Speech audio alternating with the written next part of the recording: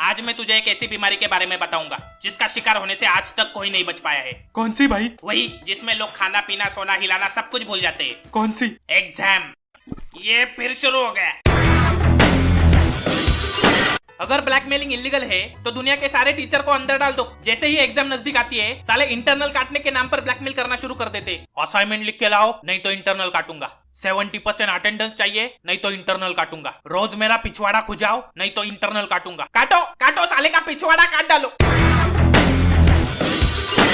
दुनिया के हर क्लास में एक ऐसा बच्चा होता है जिसकी माँ नहीं तो बाप उसी स्कूल का टीचर होता है और पता नहीं कैसे ये बच्चा हमेशा क्लास में टॉप मार जाता है। कौन बताएगा? मैं हूं ना। नहीं, इसका बाप टीचर है तो इसको होमवर्क माफ, पनिशमेंट माफ, एग्जाम में कॉपी माफ। वैसे क्वेश्चन तो इसको पहले से ही मालूम होंगे। मैं तो बोलता हूँ ऐसे बच्चों को स्कूल क्यों भेजते हो? पैदा होते ही हाथ में डिग्री थमाकर एप्पल की बोर्ड मीटिंग में क्यों नहीं बिठा देते? जैसे ही हम एग्जाम हॉल में एंटर करते 2 टकले स्क्वाड नामक प्राणी आते जो हमारी 3rd डिग्री चेकिंग करते। ये क्या है? चाबी है सर। बाहर रख के आओ। ये क्या है? ये वॉलेट है सर। बाहर रख के आओ। और ये क्या है? सर ये तो ऑपरेशन से ही निकलेगा।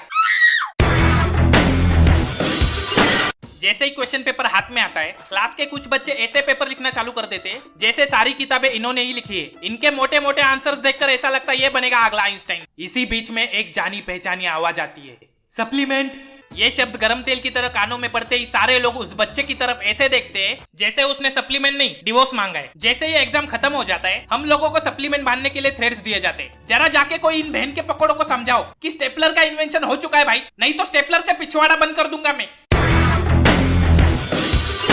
जैसे ही हमारा रिजल्ट लगता है पापा शुरू हो जाते, वो शर्मा जी के बेटे को देख 90% लाया है वो। नहीं, मुझे एक बात बताओ, ये शर्मा जी का बेटा है कौन? और दुनिया के सारे अच्छे काम करने का कॉपीराइट लेके रखा है क्या शर्मा जी के बेटे ने? मुझे आज तक मेरे आस पड़ोस, पड़ोस का गांव, पड़ोस का जिला, पड़ोस का देश, कहीं पे भी शर्मा जी और उसका बेटा नहीं मिला। कहाँ रहते कहाँ है ये भोपाड़ी के? जहाँ पे भी मिल जाएंगे सालों को ठोक दूंगा। कंट्रोल भाई कंट्रोल।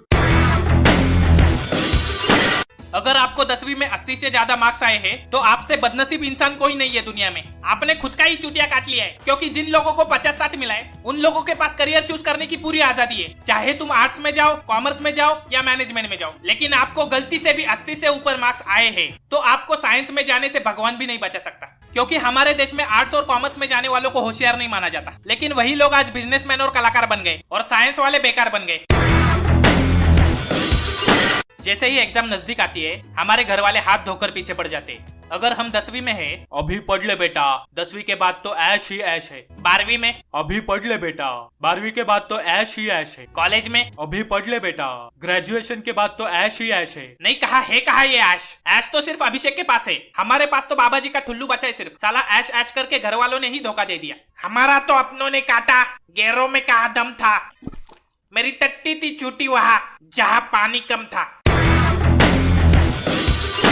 अगर आप भी मेरी तरह एग्जाम की अगली रात पूरी पढ़ाई करके पास होने के सपने देखते हो तो वीडियो को लाइक ठोको, नए हो तो सब्सक्राइब ठोको, आपका सपना पूरा हो जाएगा। और ये वीडियो हर उस सुनसान व्हाट्सएप ग्रुप पे भेजो जिसके मेंबर्स पढ़ाई में बिजी है। आप टॉप मारोगे।